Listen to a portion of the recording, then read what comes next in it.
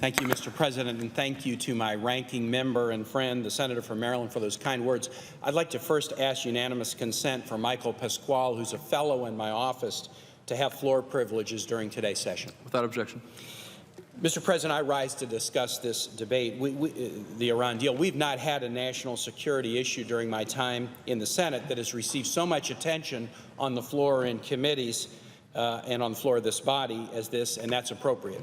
The debate has been and will continue to be thorough and vigorous. I respect the views of my colleagues regardless of how they will vote on this matter. I want to spend a few minutes recapping why I support the deal. I did speak on it on the floor early in August. Since that time, a number of leaders have come out in support of the deal. Former Senators John Warner, Richard Lugar, Sam Nunn, and Carl Levin, General Brent Scowcroft, General Colin Powell, today former head of the Israeli Atomic Energy Commission, Uzi Elam. And after I talk about my reasons for support, I want to address three final points. One, the Republican argument on the floor today that it's wrong to have a 60-vote threshold for a vote on a resolution of disapproval. Two, the arguments that Vice President Cheney made against the deal yesterday. And finally, the place of vigorous diplomacy as a tool of American strength. So first, quickly, to recap why I support the deal. I support it because it's better than the status quo for 15 to 25 years. I don't compare it with a hypothetical alternative. You can create a hypothetical to justify your position. Let's just talk about the status quo. Before diplomacy started, Iran had rocketed ahead in 19,000 centrifuges and 12,000 kilograms of enriched uranium, a plutonium reprocessing facility under construction, and we had very few inspections. The system was very opaque. That was the status quo. The best description of the Iranian status quo was the description that Prime Minister Netanyahu made to the UN in September of 2012. That was a speech known because he drew a bomb dialogue, and that sort of cartoon was known. But if you go into the guts of the speech, he gave the description of where the Iranian program was.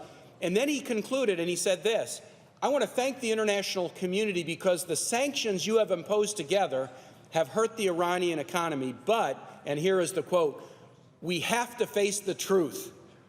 The sanctions have not stopped the Iranian nuclear program. In fact, there's a pretty good argument that the sanctions accelerated the program.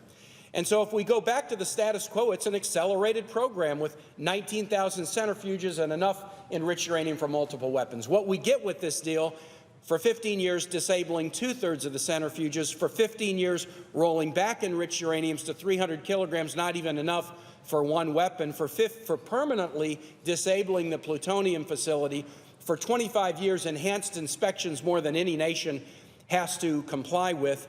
We get in this deal much better than we would have with the status quo that existed before diplomacy, and that's why I support it. Second point, the argument about the 60-vote threshold. I am surprised to hear arguments on the floor that it's somehow wrong to use a 60-vote threshold on this bill.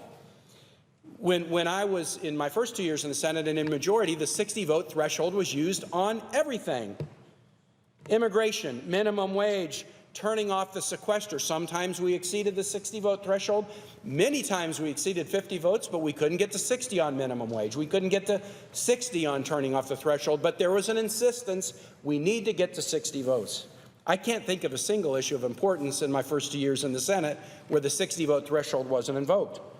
As my ranking member, Senator Cardin, mentioned, I was one of the co-authors of the Review Act under which we are now proceeding. And the act is clear, and it was understood by all that action in the Senate to pass either a motion of approval or a motion of disapproval, either one, would be by a 60-vote threshold. We talked about this explicitly in committee. We talked about it before the vote on the floor, and we voted in favor of the act by a 98-to-1 margin. And I think the majority party, the current majority party, understood that, as was indicated in the letter of 47 to the leadership of Iran. It was stated very plainly we would understand this to be a 3/5, 60 vote. That's what happens in the Senate. So we shouldn't change the rules now. The debate's been full, vigorous, and fair. We've spent a lot of time on this and are going to spend more, and that's appropriate. There's now complete accountability because all 100 senators have declared exactly where they are in the position. We should stick with the agreement that we made just a few months ago and treat this resolution of disapproval under a 60-vote rule. Point three, the Vice President's arguments yesterday. And I respond to them because I think Vice President Cheney basically made two arguments, and they're the two arguments that have been repeated in different ways on the floor. Let me address his two main arguments. Number one, we can't trust Iran. I agree. I think everyone on the Democratic side agrees. And there's nothing about this deal that involves trust. That's why we've insisted that Iran subject itself to intrusive inspections by the IAEA for 25 years, and then following that to the additional protocol inspections required of all NPT members. The IAEA inspections, 130-plus inspectors in the country, will enable us to catch Iranian cheating and give us the intel that will be incredibly helpful if we ever need to take military action against them. It's that inspections intel that caused our two former colleagues, Senators John Warner and Carl Levin, chairs of the Armed Services Committee, to write an article recently, Why Hawks Should Support the Iran Deal. It's because inspections give us intel which increase the credibility of our military threat. Now, the Vice President's response to this, interestingly enough, is, wait, we can't trust IAEA inspections. They're going to do it wrong. They have the wrong protocols, and we can't trust them. Folks, that argument has been made in this body before by the Vice President and others. The Vice President, Kaine, promoted that we go to a war with Iraq, and he repeatedly made the case in 2002 and 2003 that we had to do that to stop Iraq's nuclear weapons program. 2 weeks before the war began, in early March, the IAEA issued a report indicating, quote, we have to date found no evidence or plausible indication of the revival of a nuclear weapons program in Iraq. The Vice President then went to the airwaves with others and led a campaign to trash the credibility of the IAEA, to say that neither the integrity of their inspections or their accuracy could be trusted. And after that, we entered into war against Iraq, saying that the IAEA was wrong. And what did we find? What we found was that the inspectors and investigators and engineers and scientists of the IAEA were right, and Vice President Kaine and others were wrong. We've been down the path before of trying to trash the IAEA and said they couldn't be trusted, and it was a horrible disservice to America and the world that we didn't give those inspections a chance. We shouldn't go down that path again. The Vice President made a second argument yesterday. Here's a different and better strategy for dealing with Iran, the same strategy that the previous administration followed: heavy sanctions, threats of military force, no diplomacy. But the Cheney doctrine didn't work with Iran. Under that strategy, the Iranian nuclear program rocketed ahead, centrifuges, enriched uranium growing by the day. The Prime Minister of Israel, Prime Minister Netanyahu, acknowledged this before the UN in September of 2012. And when the Vice President was confronted by this, by Chris Wallace over the weekend on television, he had no answer for it. He couldn't answer for it because the fact of the advance of the Iranian program under that Cheney doctrine cannot be disputed. I was interested in his speech yesterday. Would he try to justify that that strategy had worked when they tried it? And again, he ignored it. So if we go back to the preferred doctrine of no diplomacy, sanctions, and military threat, we're likely to get what we just got before, and that's an acceleration of the Iranian nuclear program, and we should not go back down that path. Let me conclude with a story about my favorite president, Harry Truman. Truman was a bold and courageous wartime president. He fought in World War I as a captain. He made tough decisions to use the atomic weapons in Japan. He came back to a war-weary Congress and said, give military support to Greece against Soviet bloc expansion. He came to a war-weary Congress and said, we got to put troops into North Korea. Nobody will say Harry Truman was a softie.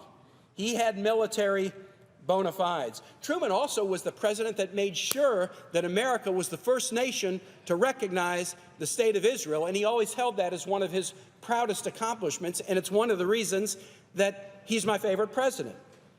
Well, 70 years ago next month, October 1945, President Truman did something that seems minor but was really important. He called reporters into his office at the White House, and he said, I got something to show you. And he unveiled that he had redesigned the seal of the presidency of the United States. The seal is the eagle. The seal has the arrows of war in one hand and the olive branches of diplomacy in the other hand. And Truman had redesigned the seal so that the eagle was now turned to face the olive branches of diplomacy before the arrows of war. This wartime president. And he explained, look, I'm a wartime president, and I'll use military force, but American values are such that we should always prefer diplomacy before the military. We've got the strongest military in the world, and as a Virginian, I'm so proud of it. We use it when needed. I have voted twice in 2.5 years in the Senate as a member of the Senate Foreign Relations Committee to use military force, and when I cast that vote, it's a very personal one for my state and for me and my family. These votes are the hardest votes we take. But Truman believed, and I believe, that it is fundamentally a part of our values that we prefer diplomacy first. And before we use military action, we've got to be engaged in vigorous diplomacy with allies and adversaries if we can see a path to possibly create a more peaceful world. Other presidents have reached the same conclusion, not only President Truman, President Kennedy in negotiating the nuclear test ban treaty with the Soviet Union, President Nixon in going to China when China was supporting the North Vietnamese against us, President Reagan negotiating against the evil empire, the Soviet Union, over their nuclear program, and now President Obama. Our great presidents have realized that diplomacy isn't just for friends. Diplomacy is important even and especially with adversaries if you can see a path, a possibility to a more peaceful world. And Mr. President, here's something that's fascinating. Just as a strong military enhances diplomacy, strong diplomacy enhances our military might.